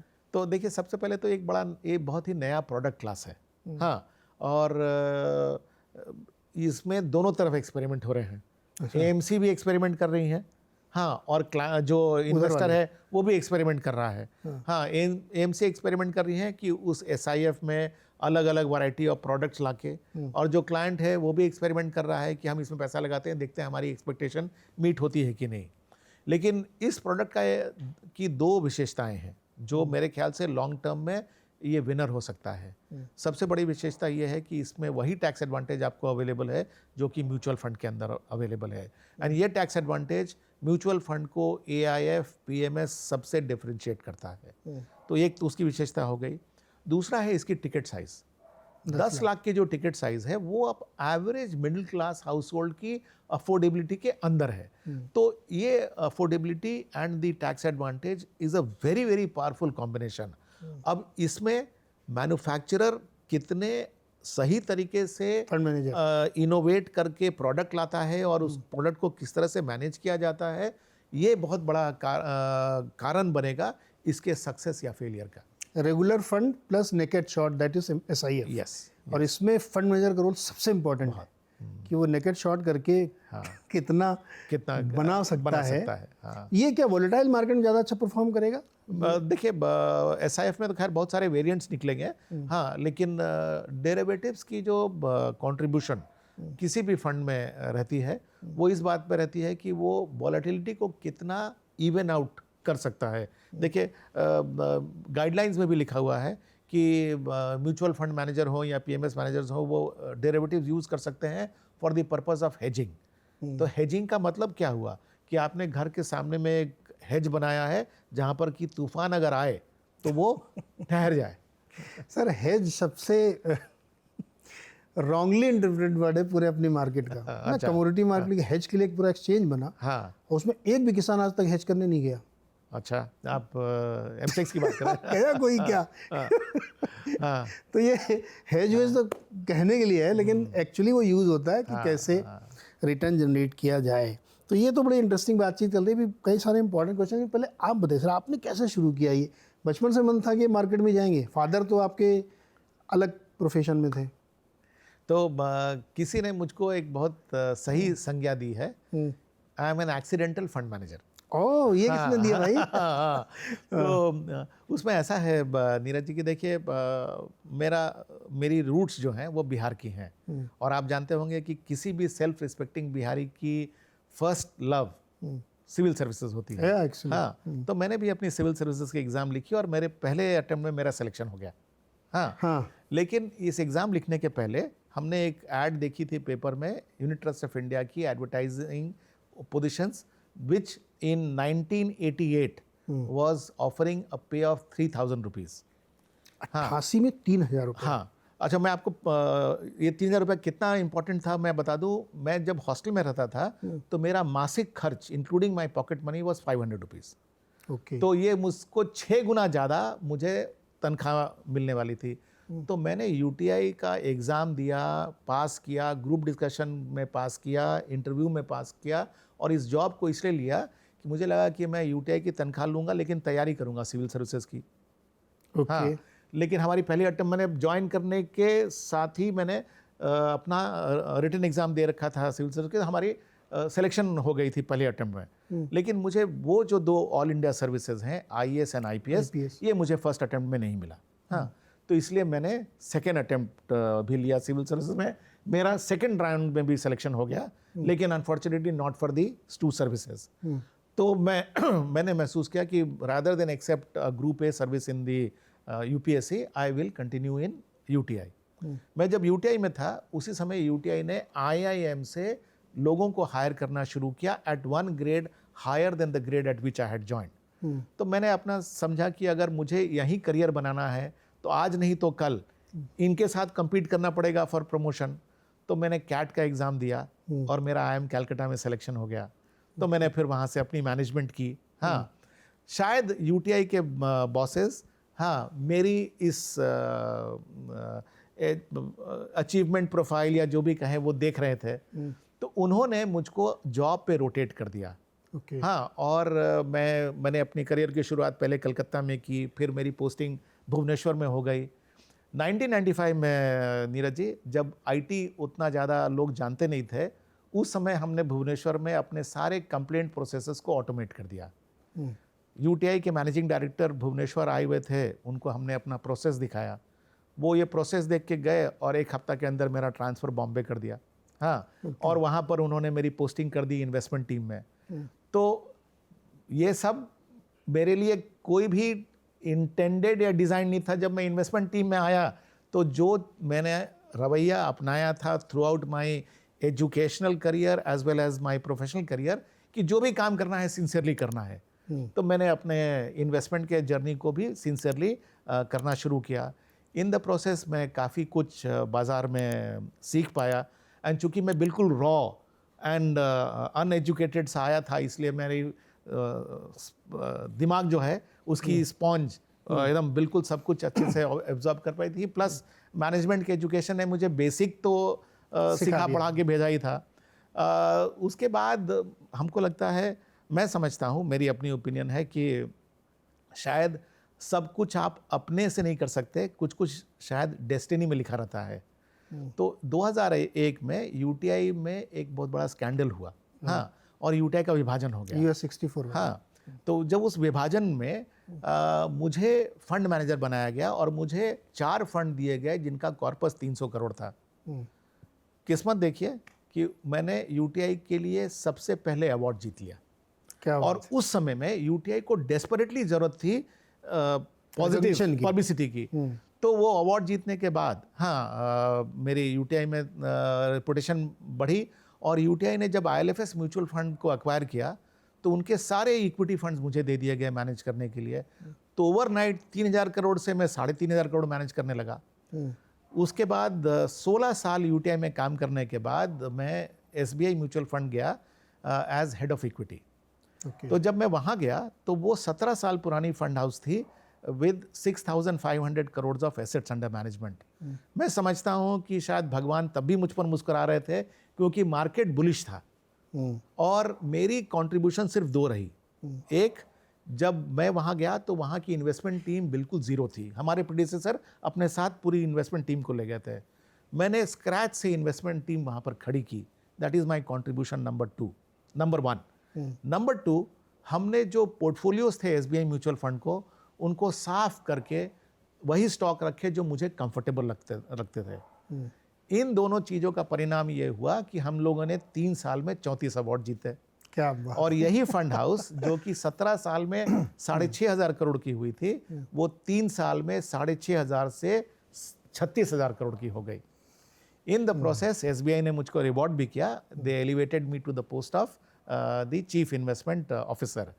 तो ये पूरी जर्नी का अगर आप सारांश देखें ना नीरज जी, तो एक ही चीज़ है कि जो भी असाइनमेंट दिया गया उसको जी जान से मैंने निभाया। हाँ, उसके परिणाम जो निकले वो मैंने नहीं डिज़ाइन किए, वो इंसिडेंटल थे।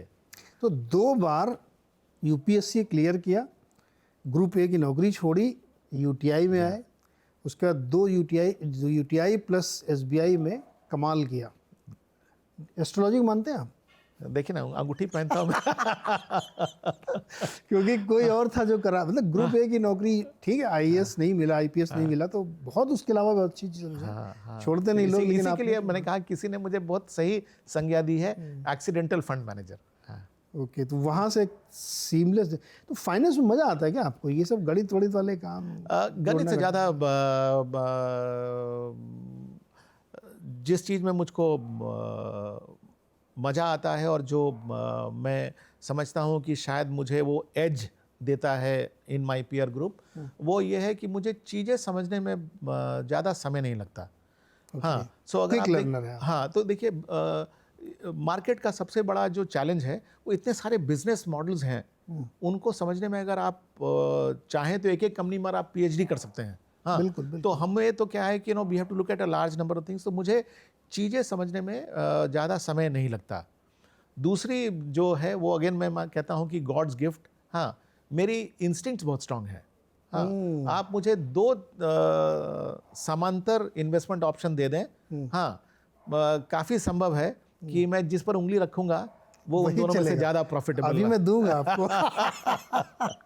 हाँ, तो ये इंस्टिंक्ट जो है वो पॉजिटिव रिजल्ट लाने में सहायक हो ना हो, नेगेटिव रिजल्ट से मुझे बचाए रखता है, ये मैं मानता हूँ। That is best thing. Capital production अगर आप करने जाते हैं हाँ, तो मैं बहुत बड़ी गलतियाँ चीज़ बहुत कम करता हूँ। हाँ, ये ओके।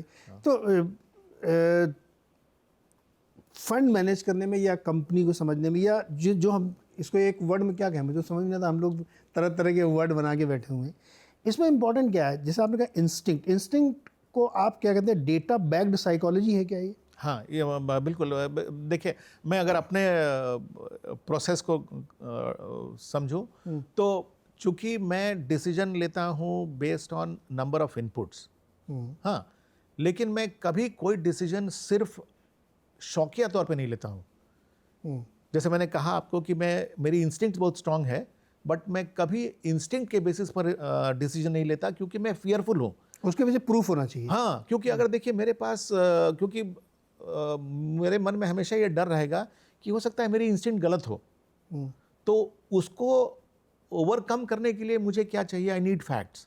सो इसी के लिए अगर आप देखें तो मेरा झुकाव रिसर्च टीम के प्रति बहुत ज़्यादा रहता है और मैं उनको काफ़ी उन पर डिमांड डालता हूं कि मुझे ये इन्फॉर्मेशन इस तरह से आप प्रस्तुत करिए ताकि मैं जब अपना डिसीजन लूं तो जो एडवाइस मुझे मिले वो एडवाइस फैक्चुअली सही होना चाहिए। ये वकालत में भी होता है, पता है, वकील लोग इमोशनल नहीं होते एकदम। हाँ, क्योंकि उनको साक्ष्य चाहिए, एविडेंस चाहिए। हाँ, तो अच्छा, वो मैंने आपको ये बात मैं कहना भूल गया कि मैं उस मामले में अनइमोशनल हूँ। मुझे किसी कंपनी से प्यार नहीं। मुझे सिर्फ अपने क्लाइंट के ऑब्जेक्टिव से प्यार है। उसने मुझे रिस्पॉन्सिबिलिटी दी है उसके पैसे को लगाने के लिए, तो मैं वो गलती, इसलिए कई बार मैं देखता हूँ, जैसे खास करके इस बात पर मेरी अपने रिसर्च टीम के साथ कई बार बहस होती है। आप देखेंगे ना, एनालिस्ट को ना कई बार अपने कंपनी से बड़ा प्यार हो जाता है। हाँ, सर ये कंपनी बहुत अच्छा लगता है तो ठीक है, हाँ, but only for me it has to be a company that will perform in my portfolio. अच्छा लगना तो अच्छा नहीं लगता तो पोर्टफोलियो में होता ही नहीं ना। हाँ, तो पता है, जर्नलिस्ट लोग भी जो है ना इससे बच नहीं पाते हैं। कैसे?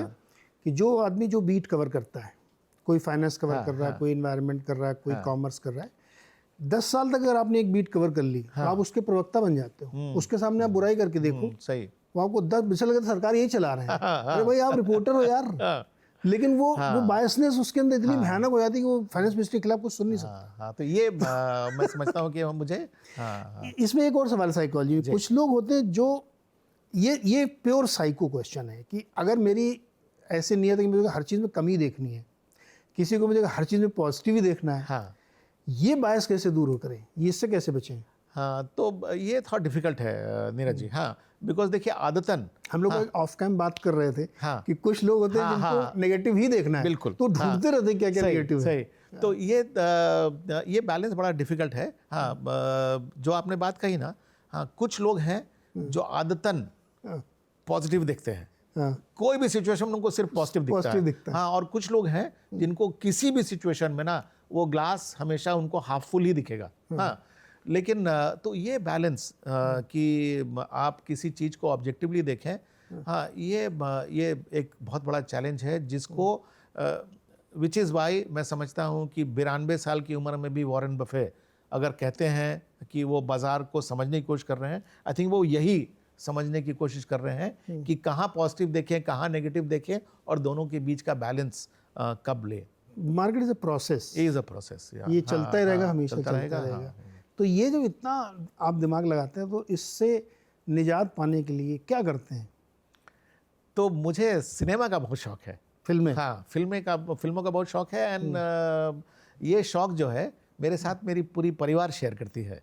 आपकी वजह से या उनको भी शौक है? मतलब मेरे ख्याल से मेरे कारण होगा। हाँ, क्योंकि शादी के बाद हमारी पत्नी ने ज़्यादा पिक्चर देखे होंगे जितना कि उन्होंने शादी के पहले देखे हैं। अच्छा। हाँ, और बच्चे तो खैर मेरे, तो ये शौक, चूंकि ये शेयर्ड शौक है, तो इसलिए एज अ फैमिली हम लोग पार्टिसिपेट कर पाते हैं। तो जो जॉय है ना वो दुगना हो जाता है। Yes. हाँ, अगर आप अकेले कोई चीज़ एंजॉय करिए और अपने पूरी परिवार के साथ करिए तो उसका जो खुशी है वो दुगना होता है। तो वो एक हमारा सोचिए कि एक रिलैक्सेशन का एक मेन जरिया वो है। बॉलीवुड देखते हैं हॉलीवुड? उसमें हम इनडिस्क्रिमिनेट हैं। हाँ, हम हॉलीवुड बॉलीवुड दोनों देखते हैं। और मैं आपको बता दूं नीरज जी कि हमारे जो बड़े भैया हैं जो हमसे 15 साल बड़े हैं, वो तो मलयालम पिक्चर भी देखते हैं और वो कभी कभी हमको एक दो सजेशन दे देते हैं, तो वो भी देख लेता हूं मैं सबटाइटल के साथ। पूरे घर में आपके फिल्मों के शौकीन लोग हैं। हाँ हाँ, वो तो देखा, यहाँ पे भी आप म्यूचुअल फंड वाला दिमाग लगा रहे हैं कि जो अच्छा है वो देखूंगा मैं। बॉलीवुड से कोई प्यार नहीं, हॉलीवुड से कोई नफरत नहीं है। तो एक ये है, और दूसरा हमको नई जगह देखने का, ट्रैवल करने का, घूमने का ये शौक हमारे ख्याल से मुझे मेरे पिताजी से मिला है। उनको भी शौक था घूमने का। ये तो मुझे लगता है फंड मैनेजर का या मार्केट के लोग, रादर की जो लोग भी मार्केट में काम कर रहे हैं, ट्रेडर और इन्वेस्टर जो हुए, उनका तो ये एक इनहेरेंट गुण होना चाहिए आपके अंदर बाय डिफॉल्ट है कि जब तक आप नई चीज़ देखेंगे नहीं तो आपका दिमाग नहीं खुलेगा। बिल्कुल। आपको रियल एस्टेट समझना है तो आपको उस इलाके में जाना पड़ेगा। सही। घर में बैठ के रियल एस्टेट समझ में नहीं आता है। तो जो आपने मुझसे पूछा था ना, उसी कॉन्टेक्स्ट में एक चीज़ और भी मेंशन करता हूँ जो मैं समझता हूँ कि एक क्वालिटी है जो मेरे फंड मैनेजर के सक्सेस के पीछे उसका कंट्रीब्यूशन है।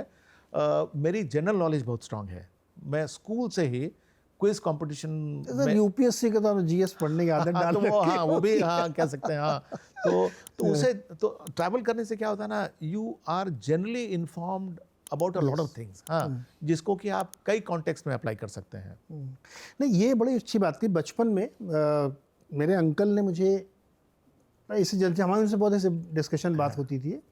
वो भारत पेट्रोलियम में बड़े अधिकारी थे, तो उनसे बहुत बहस होती थी हमारी। अच्छा। हाँ। तो उन्होंने कहा कि लेटरल रीडिंग किया करो। हाँ। उन्होंने कहा उससे क्या होगा? हाँ।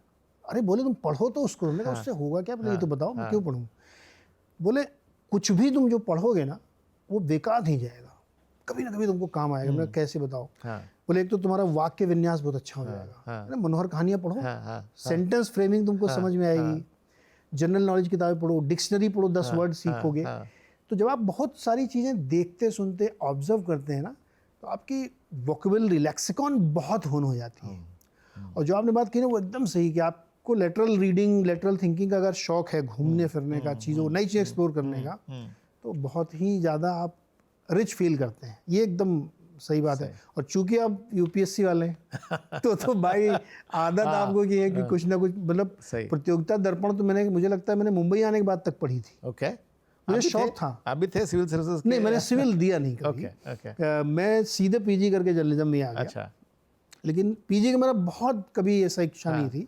मेरे को ये वाले काम में बहुत मजा आता। मेरा तो प्रदेश का ऑब्लिगेशन था। आपके तो खैर बिहार का तो ऑब्लिगेशन, यूपी में था उतना, लेकिन वैसा नहीं था। हमारे यहाँ ज़्यादातर टेक्नोक्रेट लोग थे, इंजीनियर्स।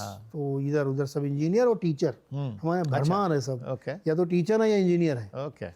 मैं इन दोनों से अलग हटके, मुझे था कि मैं जो पत्रकारिता करनी, मुझे लगता था कि मैं लिखूं और उसको लोग पढ़ें। तो मैं जो सोच रहा हूँ क्या वो सही है क्या? तो मैं जब यूनिवर्सिटी लखनऊ में था तो मैं उस समय संपादक के नाम पत्र लिखता था और वो छपते थे। अच्छा। तो मुझे बड़ा मजा आता था यार, मैं जो लिख रहा हूँ वो छाप रहे हैं लोग। फिर एक राष्ट्रीय सहारा अखबार आता था, उसमें एक हस्तक्षेप करके सप्लीमेंट आता था, उसमें किसी एक टॉपिक पे पूरे 4 पेज के आर्टिकल होते थे एक ही टॉपिक पे। तो उस सबको पढ़ के और फिर मैं उसमें अपनी एक बड़ी सी प्रतिक्रिया लिखता था और डाक से भेजता था और वो छपती थी।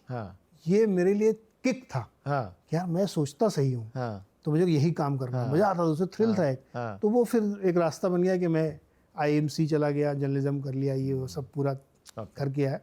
लेकिन आपने बात सही कि पढ़ने लिखने का जो मज़ा है ना, अब मेरा मन ऑडियो में ज़्यादा है और वीडियो में ज़्यादा है। ओके। अब मैं टेड टॉक सुनता हूँ, हाँ मूवीज़ देखता हूँ। मलयाली मूवी तो मैंने मलयाली में देखी है, ओके। आती नहीं है लेकिन हाँ समझ जाते हैं। आप ट्राई करिएगा। ओके। कोविड टाइम में सब घर में बंद, तो कोई काम ही नहीं था। हाँ तो मैंने कहा क्या किया जाए, तो सीरीज देखते हैं कोई। हाँ। तो किसी ने एक सजेशन दिया कि एक सीरीज है फॉडा नाम की, अच्छा। हाँ हाँ जो इजरायली सीरीज। हाँ हाँ। बोला वो देखो, 2 सीजन उसके थे। तो मैंने कहा यार, ना तो इंग्लिश उसमें बहुत अच्छी समझ में आती है और ना हिब्रू मुझको आती है। तो वो एक्चुअली इंग्लिश तो आप समझ लोगे, लेकिन वो हिब्रू में ज़्यादा थी। अच्छा। अरबिक हिब्रू बहुत मिक्स था उसमें। मैंने उसी लैंग्वेज में देख डाली। ओके। और 1-2 एपिसोड के बाद मैं एकदम कंफर्टेबल था, मैंने सबटाइटल बंद कर दिया। हाँ हाँ और मैंने पूरी 2 एपिसोड सीरीज देखी है। और अभी एकदम रिसेंट एकदम रिसेंट है, नो मैंस लैंड। ओके। ये सीरीज है, लायंस गेट पे है। अच्छा। हुलू टीवी की सीरीज है। ये आईसिस के लोग कैसे सीरिया इन सब में फंस गए, लंदन वाले, अच्छा। फ्रांस के लोग। ओके। वो सीरीज में ज़्यादातर बोला गया है वहाँ की लैंग्वेज, ओके। थोड़ी बहुत हाँ। अरेबिक है, और वहाँ की सीरियन लैंग्वेज बोली गई है, बहुत थोड़ी पार्ट इंग्लिश है। अच्छा। मैंने 2 सीरीज, 2 पूरी सीजन 16 एपिसोड 2 सीजन देख डाले मैंने। अच्छा। उसपे। और लोकल लैंग्वेज में। लोकल लैंग्वेज में आपको एक वर्ड ऐसा नहीं कि ना समझ में आए। अच्छा। ये क्या होता है कि आप बहुत इनग्रेव्स होते हैं उसमें, तो आपको सब समझ में आता है। इसलिए मैंने आपसे पिछली बार भी कहा था हाँ कि आप किसी भी लैंग्वेज में हो, हाँ आप थोड़ी देर देखोगे ना, हाँ। You will understand. लैंग्वेज कभी ओके ओके। आपको चलिए, इमोशन को ये भी ट्राई करेंगे। समझने में रोकती नहीं है। अब आपने इंस्टिंक्ट वाली बात कही। हाँ। अभी आप बताओ इंस्टिंक्ट से कि नेक्स्ट 3 इयर्स में कौन बढ़िया चलेगा, गोल्ड या इक्विटी? मेरे ख्याल से इक्विटी चलेगा। इक्विटी। हाँ।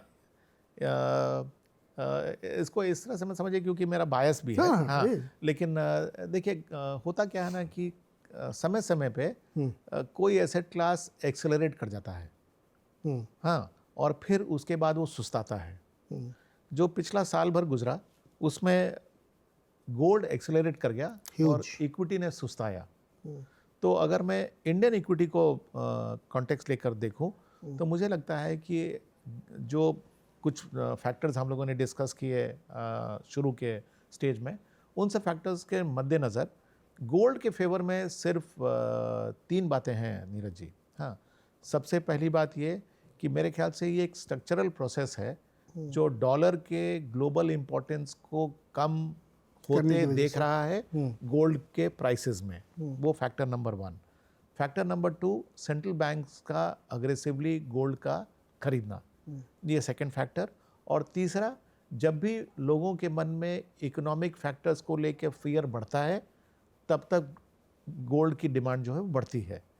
ये सब फैक्टर्स को अगर आप देखें तो गोल्ड डॉलर की जो स्ट्रक्चरल चेंज कोई 1 साल की बात तो नहीं है, वो पूरे 1 डिकेड की बात है। उसका एक एक्सेलरेटेड प्रोसेस हम लोगों ने देखा गोल्ड प्राइसेस में पिछले 1 साल में। अब ये ग्रेजुअल हो जाएगा। सेंट्रल बैंक्स की बाइंग जो है वो स्टेडी है, वो हमेशा होते रहेगी। जो फियर कोशेंट रिलेटेड बाइंग है, वो अगर इकोनॉमिक कंडीशंस जैसे अभी हैं वैसे ही रहे और टैरिफ वगैरह यूएस में सेटल कर गया, तो मेरे ख्याल से इकोनॉमिक फियर्स जो है वो सबसाइड कर जाएंगे। तो इसलिए मुझे लगता है कि अगले 3 साल में जो तेजी इक्विटी में दिखेगी वो शायद गोल्ड में ना दिखे। गोल्ड पोर्टफोलियो में रखना चाहिए अभी भी? हाँ, रखना तो जरूरी है, बिल्कुल। क्योंकि जैसा मैंने कहा, फैक्टर नंबर 1 ये डॉलर के ऑफसेट को, हाँ, ये आपके पोर्टफोलियो में उसकी वजह से थोड़ा बहुत तो रखना, मतलब 5-10% तो 5% तो बिल्कुल रखना चाहिए। हाँ। रियल एस्टेट चलेगा? वो कहना मुश्किल है, बिकॉज ये बहुत ही जोग्राफिकल ओरिएंटेड है। जैसे अगर आप इंडिया का भी डेटा देखें तो कुछ शहरों के रियल एस्टेट के प्राइसेस ऊपर भाग रहे हैं, कुछ शहरों में स्टेबल हैं। तो अलग अलग ज्योग्राफी के अलग अलग 150 करोड़ का फ्लैट आपको जस्टिफाइड लगता है? अगर आपके पास 3000 करोड़ की संपत्ति है तो ठीक तो है, क्या है? तो क्या है, 150 करोड़ ही तो है। वर्ली में भी 500-600 करोड़ का तब ये सब नंबर्स विश्वास के परे हुआ करता था एक ज़माने में। 500-550 करोड़ के 2 फ्लैट, मतलब आप सोचिए, ठीक है 10,000, 20,000, 30,000 स्क्वायर फीट हो सकता है, लेकिन 600 करोड़ कंपनियों का मार्केट कैप होता है। लेकिन ये भी देश है, चल रहा है। बिल्कुल। वेरी इंटरेस्टिंग चर्चा रही हमारी बातचीत, क्योंकि हमने बहुत सारी चीज़ें समझने की कोशिश की। हम इन शो में सर हमेशा ये कोशिश करते हैं कि किसी को एक टिप देने की बजाय उसको उस प्रोसेस को सिखाएं जो कि लॉन्ग ड्यूरेशन के लिए काम आए। बहुत अच्छे से अगर आप समझ लें किसी चीज़ को हाँ, तो आपको ज़्यादा फायदा होगा रादर कि आप छोड़े। तो हर इंटरव्यू में ये कोशिश करता हूँ हमेशा कि चीज़ों को बहुत कॉन्टेक्स्ट में बेहतर तरीके से समझा जाए। तो आप जैसे लोग जिनके पास इतना वास्ट एक्सपीरियंस है, मतलब तो सिविल वाला भी मैं जोड़ ही देता हूँ, ज्वाइन नहीं किया था क्या, लेकिन हो ही गए थे, तो वो समझ में आता है कि दुनिया कैसे घूम रही है, मार्केट कैसे बन रहा है, फ्लोज कहाँ जा रहे हैं, एसेट क्लासेस में लिक्विडिटी कैसे मूव कर रही है। तो आप बेटर डिसीजन ले पाते हैं अपनी लाइफ में कि कैसे आपको वेल्थ क्रिएशन करनी है। वेल्थ क्रिएशन की जर्नी में कोई सर आपको लगता है कि कोई एक सबसे इम्पोर्टेंट टिप आप हमारे दोस्तों को देना चाहेंगे? मैं वही चीज़ रिपीट करना चाहूँगा जो कि अपनी चर्चा का एक सेगमेंट में आया भी था। आपको 3 चीज़ अपने सामने रखने की ज़रूरत है। सबसे पहले आपको अपने एक्सपेक्टेशंस को डिफाइन करने की ज़रूरत है। दूसरा, आप उसी टेरिटरी में ऑपरेट करें जहाँ पर आपकी समझ है। हाँ, उसके बाहर नहीं भी जाएंगे तो भी आपके लिए वो उपयुक्त रहेगा। सो ये दूसरी बात। और तीसरी, अपने प्रोसेस को अपने प्रोसेस के आउटकम को समय समय पे रिव्यू करते रहिए। अगर आप ये 3 सिंपल चीज करेंगे ना नीरज जी, तो आप सुखी रहेंगे। मोटे तौर पर कह सकते हैं लॉन्ग टर्म इज डेड, मतलब लेकिन उस तरीके से सेंस में नहीं होगा, लेकिन you can be bullish on equity, हाँ, you can be long term on equity, हाँ, but not long term on particular stock और पर्टिकुलर यस, इस सेंस में कह सकते हैं कि बिल्कुल वो बीच बीच में 2 साल 3 साल जो भी आप फ्रेम बना उसको रिव्यू करें। हाँ, कि एक स्टॉक लेके 20 साल बैठे रहोगे तो 10% की शायद बने। हाँ, वो तो ज़माना गया। हाँ, अच्छा, एक छोटी सी थ्योरी लास्ट में जाते समय, क्या ये एक स्ट्रेटजी हो सकती है कि आप एक कोई भी स्टॉक मान लीजिए खरीद, ये सिर्फ स्टॉक वालों के लिए, ये म्यूचुअल फंड के लिए नहीं है या पीएमएस के लिए नहीं है, कि आपने कोई स्टॉक लिया तो आप उसमें एक स्ट्रेटजी बनाए कि ये 20% चल जाएगा या साल भर इसको मैं होल्ड करूंगा, whichever comes first we will sell it. Possible है ये? हाँ, ये अच्छी स्ट्रेटजी है। हाँ, लेकिन अगर आप देखें तो हमारे प्रोसेस का ये हिस्सा है। ओके। हाँ, हम जब भी किसी स्टॉक में पोजीशन इनिशिएट करते हैं तो एक टारगेट प्राइस के साथ करते हैं एंड टाइम फ्रेम। हाँ, ठीक है। लेकिन जब वो स्टॉक मेरे एंट्री प्राइस से टारगेट प्राइस तक की जो जर्नी है, उस दौरान हम उसको रिव्यू भी करते रहते हैं। तो अगर मान लीजिए जैसे आपने उदाहरण पे कहा कि हमने 100 पे लिया और 120 का टारगेट है, तो 120 पर स्टॉक अगर पहुंच गया तो हम ये भी रिव्यू करते हैं कि क्या 120 पर हम इस स्टॉक को खरीदने के लिए तैयार हैं, क्योंकि इस जर्नी में बहुत सारी चीज़ें बदली होंगी, कंपनी में कुछ चेंजेस होंगे। तो अगर मुझे लगता है कि 120 पर खरीदने से ये स्टॉक 140 हो जाएगा तो मैं उस स्टॉक को रिटेन करूंगा। तो ये एक्टिव मैनेजमेंट का एक हिस्सा है Neeraj ji. 120 will become the base now. हाँ, will become the base and therefore my आगे next target whether it is justified और नॉट। टाइम फ्रेम भी आप रखते हैं? हाँ, रखते हैं ना। हाँ, तो ये प्रोसेस जो है, तो टाइम फ्रेम को हम 2 तरीके से देखते हैं। एक तरीका यह है कि हमने स्टॉक को लिया तो उसको हर महीने या हर 3 महीने पर जबकि क्वार्टरली रिजल्ट्स आ जाती हैं तो उनको हम उनके टारगेट प्राइस को रिव्यू करते हैं हर क्वार्टरली रिजल्ट के बाद। हाँ, और टारगेट प्राइस के बेसिस पर हम स्टॉक्स को रैंक कर देते हैं। हाँ, तो एक तो स्टॉक्स का एक्चुअल परफॉर्मेंस रहा और एक रहा स्टॉक्स का पोटेंशियल परफॉर्मेंस जो कि उनके टारगेट प्राइस से रिलेटेड है। अगर मुझे लगता है कि इन दोनों में बहुत बड़ा डिस्कनेक्ट है तो फिर हमें अपने पोर्टफोलियो में चेंज करने की ज़रूरत पड़ती है। तो ये आप जैसे एक्टिव मैनेजमेंट का एग्जैक्टली, तो इसीलिए तो ये हमारे केस में पीएमएस में बड़ा कॉम्प्लेक्स और इन्वॉल्व प्रोसेस है। लेकिन इंडिविजुअल्स भी अगर चाहें तो जो मैं रिव्यू प्रोसेस कह रहा था उसका इसका एक सिंपल फॉर्म वो भी कर सकते हैं। वो सिर्फ एंट्री प्राइस और टारगेट प्राइस को रिव्यू करते रहें, उसको रिव्यू करते हैं। और ये सब नहीं समझ में आ रहा है तो किसी एक्सपर्ट की मदद ले लें। ज़्यादा अपना ही दिमाग लगाने की ज़रूरत भी नहीं है, क्योंकि ये थोड़ा कॉम्प्लेक्स और ट्रिकी होते हैं। तो if you are not capable of doing all these things, go to mutual fund और go to PMS. Sanjay ji से लोगों से सलाह लीजिए, उनकी मदद लीजिए, क्योंकि मेरा मानना है कि वेल्थ क्रिएशन की जर्नी में ना पेन नहीं लेना है ज़्यादा, आसानी से पैसा बनना चाहिए, ज़्यादा मेहनत करके क्या होगा। हाँ, मतलब अगर देखिए हमारे पास ऑलरेडी 2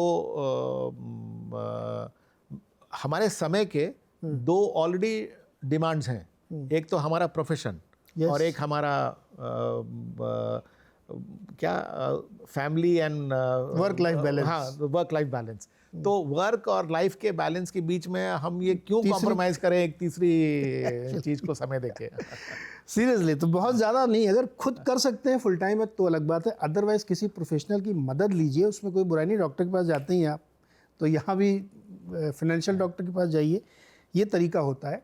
और इसको हमने इसलिए पूरी चर्चा की कि आप सीख सकें कि अपनी फाइनेंशियल जर्नी में बेटर डिसीजन कैसे ले पाएंगे।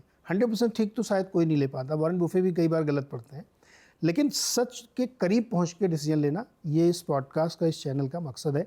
और इसीलिए बहुत चुनिंदा लोगों से हम बातचीत करते हैं। संजय सर, बहुत मज़ा आया और बहुत कुछ मैंने भी सीखा। अरे और मुझे आप द्वारा बहुत कुछ पता चला नई नई चीज़ें इतने दिन से हम लोग जानते हैं, लेकिन इतनी डिटेल में कभी बात नहीं हुई थी। तो उम्मीद करते हैं कि आपने भी सीखा होगा। चैनल को लाइक, शेयर, सब्सक्राइब करिए और अपनी फाइनेंशियल जर्नी को बहुत मजबूत बनाइए। थैंक यू सो मच मेरे साथ जुड़ने के लिए। Sanjay sir, thank you so much. My pleasure. Okay.